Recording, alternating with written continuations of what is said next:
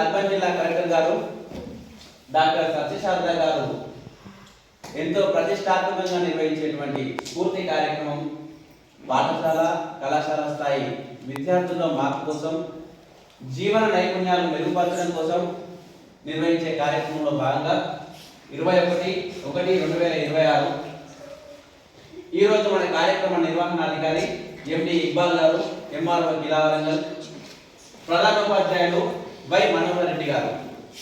ఈరోజు అంశం వచ్చేసి మాదక ద్రవ్యాలు సామాజిక సమస్యలు. వీటిని ఒక పాట రూపంలో ఈరోజు మీకు తెలియజేస్తాను. కుటుంబపరమైన సమస్యలు. మనిషి స్వార్థంతో తన ఆశల వెంట పరుగులు తీస్తూ సమాజంలో మంచి చెల్లను మర్చిపోవడం అనేది జరిగింది. అదంతా మీకు తెలుసు. ఎట్లా?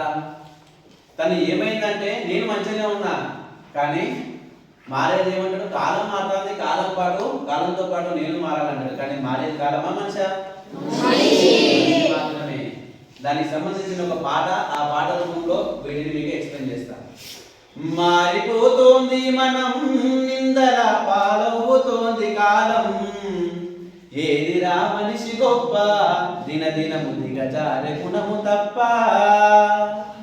రోజు దిగజారిపోయేది మనిషి, కానీ కాలాన్ని నిందిస్తూ ఉంటాడు మనిషి. ఎట్లా?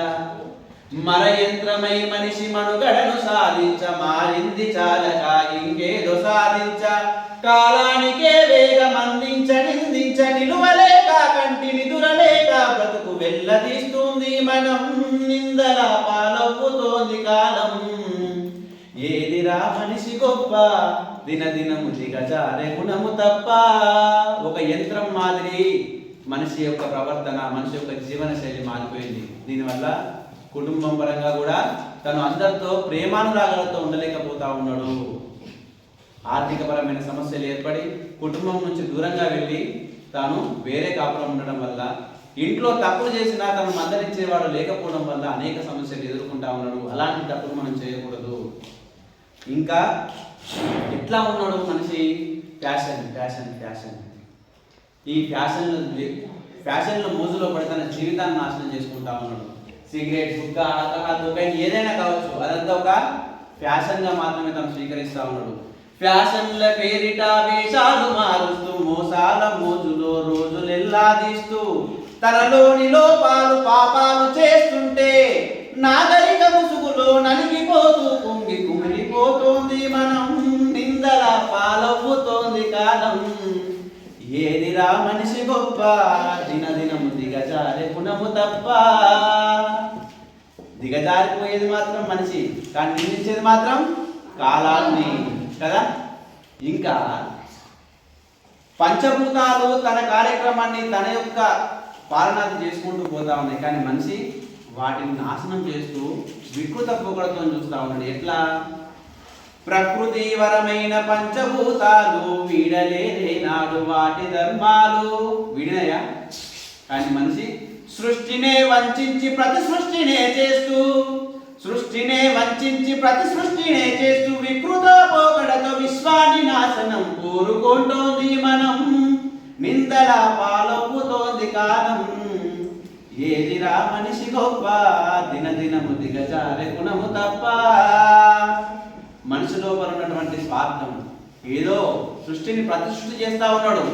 ఫోన్ కనుగొన్నాడు, ఆ ఫోన్ వల్ల మనిషి బానిస అయిపోయి ఆటలకు దూరం అయిపోయాడు. వ్యాయామాలు లేవు, ఏమి లేవు. ఏమనంటే చూడటమే. తను నాగరికత అంటూ చెట్లను నరుకుంటూ వెళ్తా ఉన్నాడు. దానివల్ల పొల్యూషన్ పెరిగిపోతా ఉన్నది, భూమి కాలుష్యం అవుతా ఉన్నది. ప్లాస్టిక్ సంచులు వాడడం కావచ్చు, అనేక రకాలుగా ప్రకృతిని మనం నాశనం చేసే ఏకైక జీవి మనిషి మాత్రమే. ఏ జీవి చేయదు కదా. మనిషి వల్ల ఇలాంటి అపాయాలున్నాయి. మన్ను మిన్ను మలినమవుతోంది మన వలన, అర్ధాయుషు కొలువు తీరింది మనలోన. మన తాతలు 100 సంవత్సరాలు బతికేటోళ్ళు, మనం 50 సంవత్సరాలు కదా.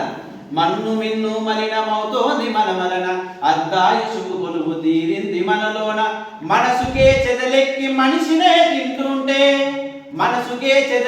మనిషినే తింటుంటే నూరేళ్ల జీవితం అంధకారంలోకి సాగనంపేది మనం, నిందల పాలవుతోంది కాలం, ఏదిరా మనిషి గొప్ప దినదినము దిగజారే గుణము తప్ప.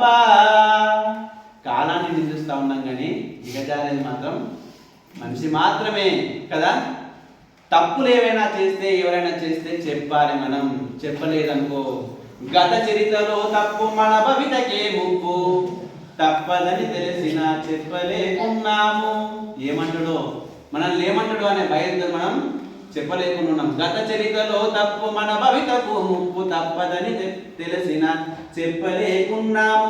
తప్పులను కప్పేస్తూ గొప్పలే చూపేస్తూ, తప్పులను కప్పేస్తూ గొప్పలే చూపేస్తూ, నిప్పులా గుండంలో నిండా మునిగేందుకే సాగిపోతోంది మనం, నిందల పాలవుతోంది కాలం.